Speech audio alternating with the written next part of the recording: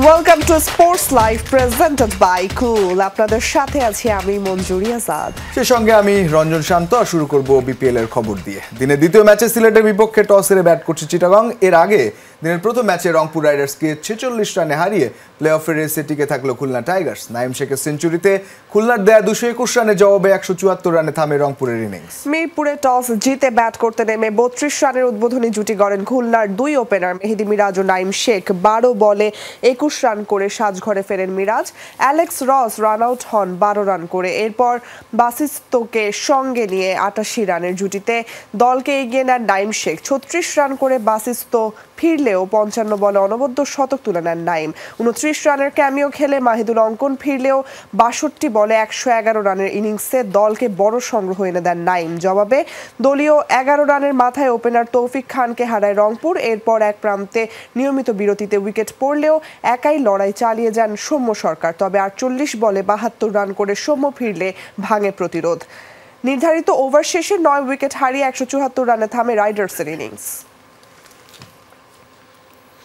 অন্তত খুলনা এই ম্যাচটা জয়ের পর রেসে টিকে থাকলো। এই ম্যাচটা হারলে একেবারেই ছিটকে যেত তারা, অন্তত শেষ চারে দৌড়ে থাকা হতো না। ভালো একটা দিনে ভালো একটা ইনিংস হয়েছে, সব মিলিয়ে নাইম শেখও খুব ভালো খেলেছেন নিঃসন্দেহে। এবারে বিপিএলটা নিঃসন্দেহে মাঠের বাইরে বেশ কিছু কথা থাকলেও মাঠের খেলাটা ভালো হচ্ছে, এটা হচ্ছে সব থেকে পজিটিভ সাইন। মাঠের খেলাটা মোটামুটি সবাই এনজয় করছে এবং লোকাল প্লেয়াররা ভালো খেলছে, এটা হয়তো বা দেশে ক্রিকেটের জন্য অবশ্যই সেটাই সবচেয়ে বড় পজিটিভ ব্যাপার। যেমনটা বলছিলাম, বিপিএল ক্যারিয়ারে মেডেন সেঞ্চুরি তুলে নিয়েছেন নাইম শেখ।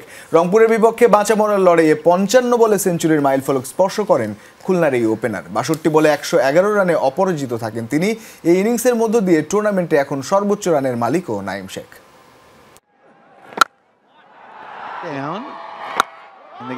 শর্ট থার্ডম্যান আর ব্যাকওয়ার্ড পয়েন্টের মাঝ দিয়ে বল বাউন্ডারি স্পর্শ করতেই হেলমেট খুলে সেজদা, এরপর হাত উঁচিয়ে উদযাপন। ততক্ষণে যে নাইম শেখ স্পর্শ করে ফেলেছেন সেঞ্চুরির মাইলফলক।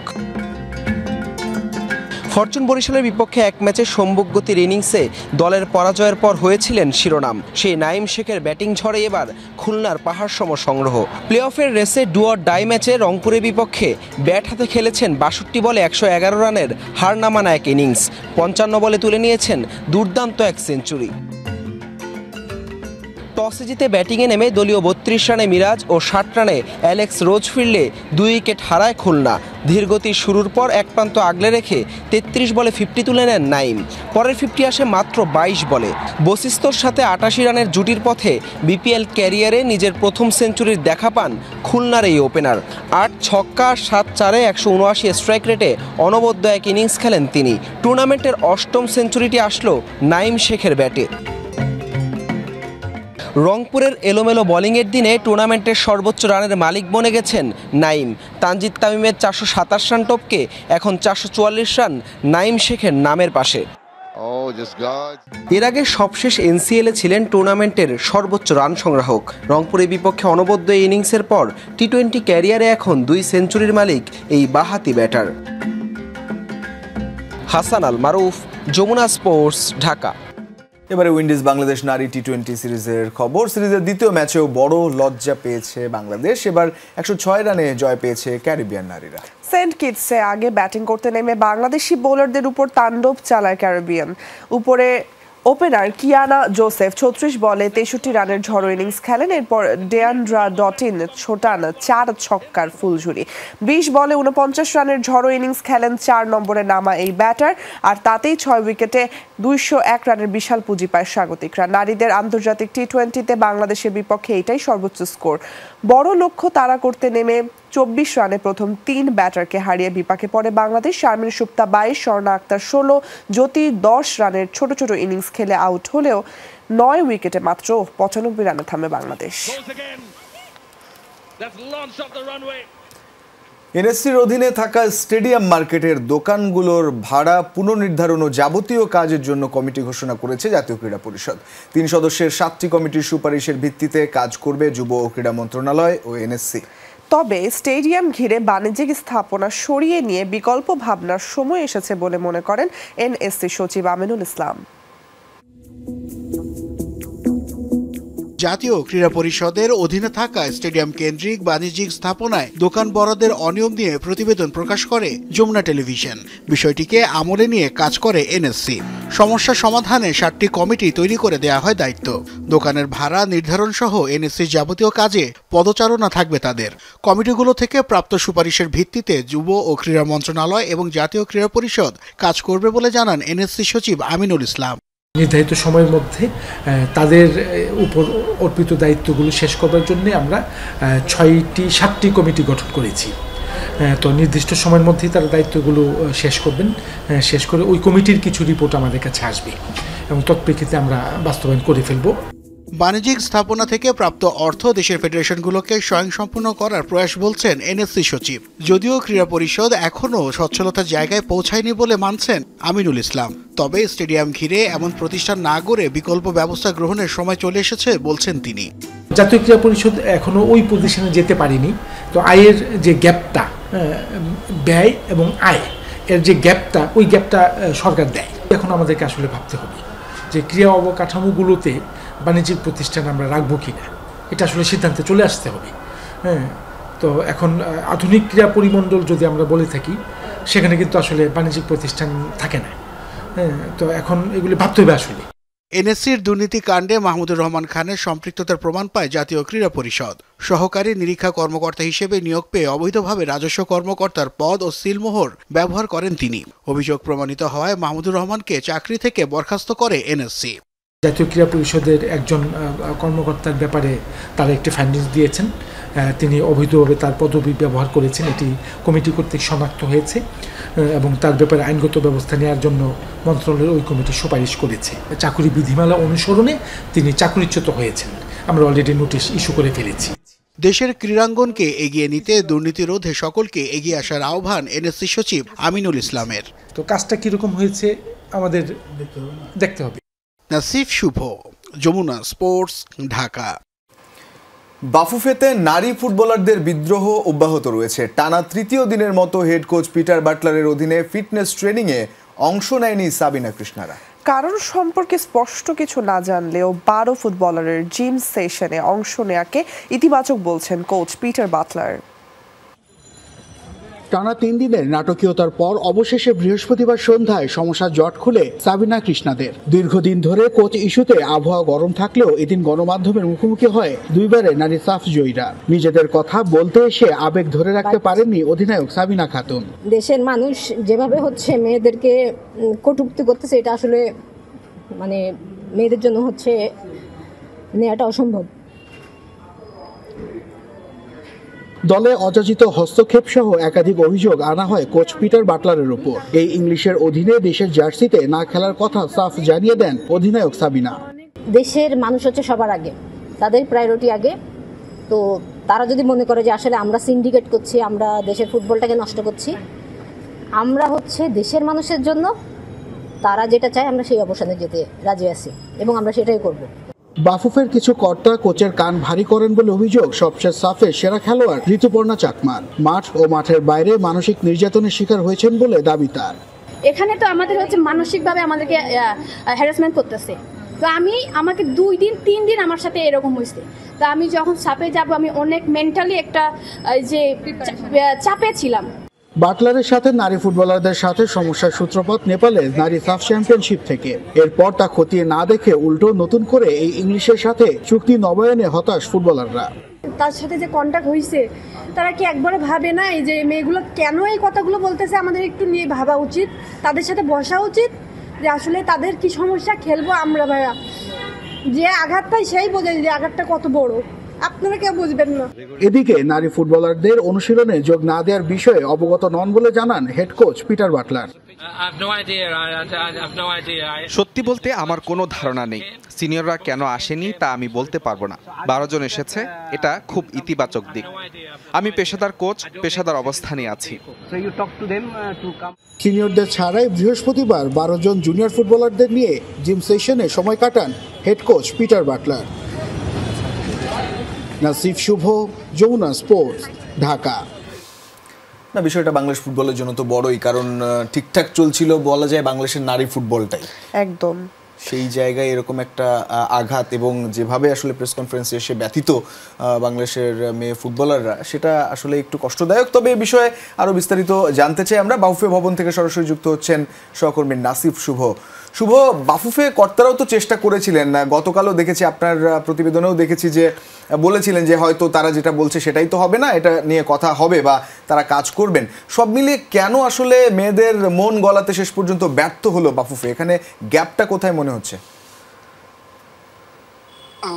রঞ্জন, যদি আপনি গ্যাপটার কথা বলেন তাহলে কিন্তু এই গ্যাপটার জন্য যদি আপনাদের পিছনে ফিরতে হয়, অর্থাৎ আমাদেরকে কিন্তু গত বছরের অক্টোবরে ফিরে যেতে হবে। অর্থাৎ নারী সাফ চ্যাম্পিয়নশিপে কিন্তু মূলত এই যে আজকের যে অবস্থানে দাঁড়িয়ে মেয়েদের ফুটবলটা, সেটাই কিন্তু সূত্রপাত হয়েছিল সেই অক্টোবরে। অর্থাৎ হেড কোচ যিনি আছেন পিটার বাটলার, তার সাথে কিন্তু একটা দূরত্ব কিন্তু তৈরি হয়ে যায় এবং সেটা স্পষ্টভাবেই কিন্তু পুরো টুর্নামেন্ট জুড়ে কিন্তু ফুটে ওঠে। অর্থাৎ দেখা যাচ্ছে যে পিটার বাটলার তার নিজের যে পরিকল্পনা আছে সেটি আসলে সিনিয়র ফুটবলার পছন্দ করছেন না।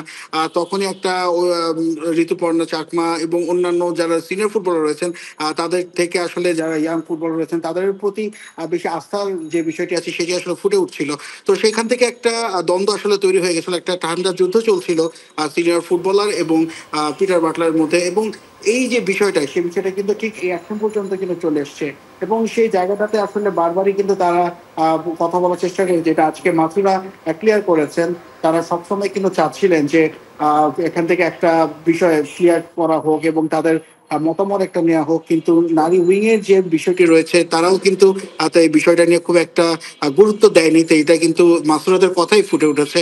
এবং সবচেয়ে যে বিষয়টি আসলে পরিলক্ষিত হচ্ছে যে 19 জন ফুটবলার, অর্থাৎ 19 ফুটবলার স্বাক্ষরিত যে চিঠিটি গত বুধবার অর্থাৎ গতকাল কিন্তু তারা বাফুফে বরাবর দিয়েছে। আজকে কিন্তু তারা গণমাধ্যমের মুখোমুখি হয়ে সেগুলো আসলে তাদের যে 6 দফা আছে সেটি আসলে উত্থাপন করেছে। এবং সব থেকে যে কনসার্নের বিষয়টি হচ্ছে যে নারী ফুটবলারদের হাত ধরে এত সম্মান এসেছে বাংলাদেশের ফুটবলের, টানা 2 বার নারী সাফ চ্যাম্পিয়নশিপে গৌরব তারা অর্জন করেছে। তো সেখানে কিন্তু তারা স্পষ্ট জানিয়ে দিয়েছে যে এই ইংলিশের অধীনে তারা কিন্তু কিছুতেই ক্যাম্প করবেন না এবং সেই সঙ্গে অনুশীলন বয়কট তো অনেক পরের কথা, তারা সেই ক্যাম্প ছেড়ে চলে যাওয়ার কিন্তু ঘোষণা দিয়েছেন। অর্থাৎ এই কোচের অধীনে তারা একেবারেই থাকছেন না, সেটা কিন্তু আজকে গণমাধ্যমে তারা পুরোপুরি ক্লিয়ার করে দিয়েছেন। শান্ত। হ্যাঁ শুভ, আরও একটা বিষয় এখানে যে সাফের সময়ের ঘটনার কথা কিন্তু বলছিলেন সাবিনারা, এবং কৃষ্ণার সঙ্গেও একটা ঘটনা ঘটেছে সেটাও বলছিলেন। মানসিকভাবে আসলে একটু তাদেরকে বিপর্যস্ত করা হয়, সেই কথাগুলো এসছে। মালয়েশিয়া অথবা সিঙ্গাপুরের একটা ম্যাচের কথা মনে করার চেষ্টা করেছেন। ঘটনাগুলো তো বেশ পুরনো বা অনেক দিন ধরে চলছে। এর মধ্যে কি নারী ফুটবলাররা বাফুফেকে এটা ভালোভাবে জানাননি, কিংবা জানানোর পর কি ফুটবলার এবং বাফুফের সঙ্গে সেভাবে কোনো কথা হয়নি এই বিষয়টা সমাধান করার জন্য? তারা কিন্তু বারবার যেতে আজকে সাবিনা এবং অন্যান্য যারা সিনিয়র ফুটবলার ছিলেন তারা কিন্তু ক্লিয়ার করেছেন যে তারা কিন্তু নারী উইং এর সাথে কিন্তু তারা বসেছেন, তারা কিন্তু বলেছেন তাদের সমস্যাগুলোর কথা। আর সেখান থেকে আসলে তাদের এই যে সমস্যাটা ছিল সেটা কিন্তু আসলে বড় করে দেখা হয়নি। এবং সবচেয়ে বড় যে বিষয়টি নিয়ে এসেছেন, এটা সবচেয়ে সেন্সিটিভ যে ইস্যুটি বডি শেমিং এর যে বিষয়গুলো আছে সেগুলো কিন্তু আজকে তারা উত্থাপন করেছেন। অর্থাৎ রূপনা চাকমার কথা তারা বারবার বলছেন। অর্থাৎ রূপনা চাকমা কিন্তু টানা 2 বার কিন্তু নারী সাফ চ্যাম্পিয়নশিপের সেরা গোলরক্ষক, তো তার উচ্চতা নিয়েও কিন্তু আসলে কথা বলা হচ্ছে। এবং সেই সঙ্গে ফুটবলারদের যে ব্যক্তিগত যাদের যে চাহিদা আছে বা বন্ধু বান্ধবের সাথে বাইরে যাওয়া বা কফি শপে যাওয়া, তো এগুলো নিয়েও কিন্তু বেশ কথা আসলে উঠছে এবং বাফুফে কর্মকর্তাদের কথাও তারা কিন্তু বলছেন।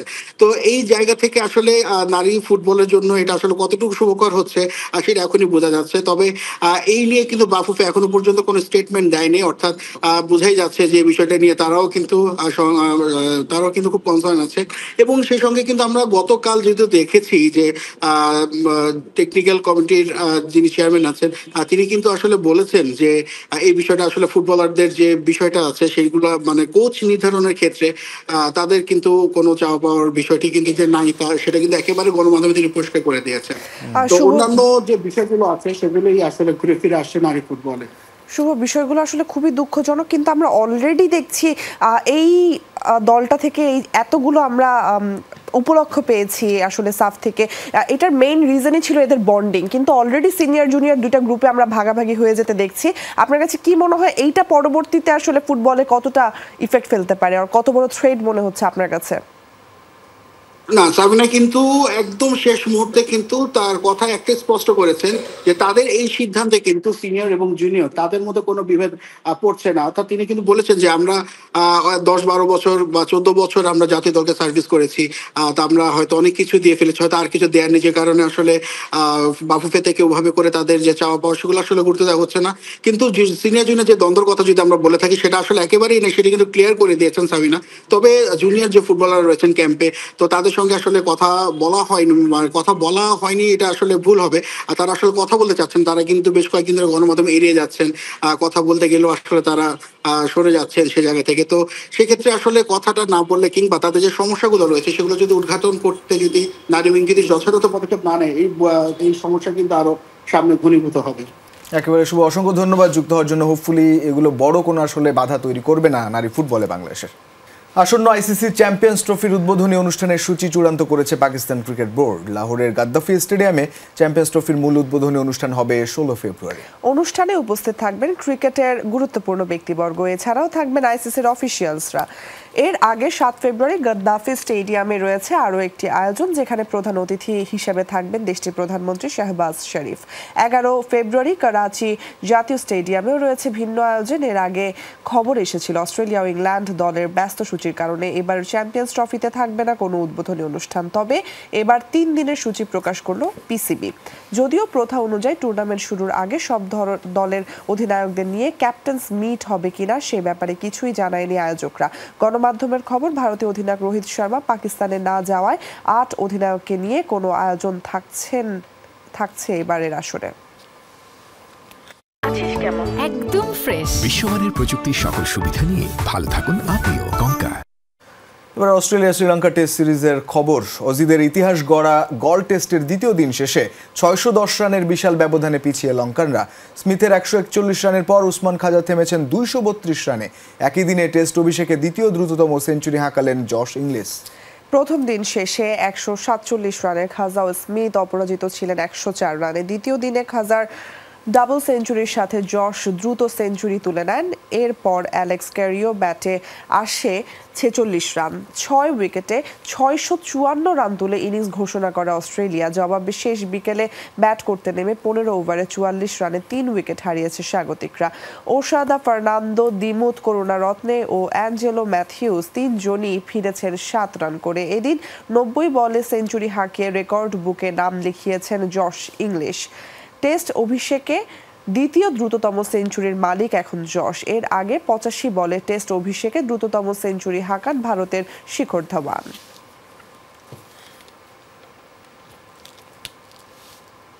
এই ছিল আজকের স্পোর্টস। এতক্ষণ সাথে থাকার জন্য সবাইকে ধন্যবাদ। আল্লাহ হাফেজ।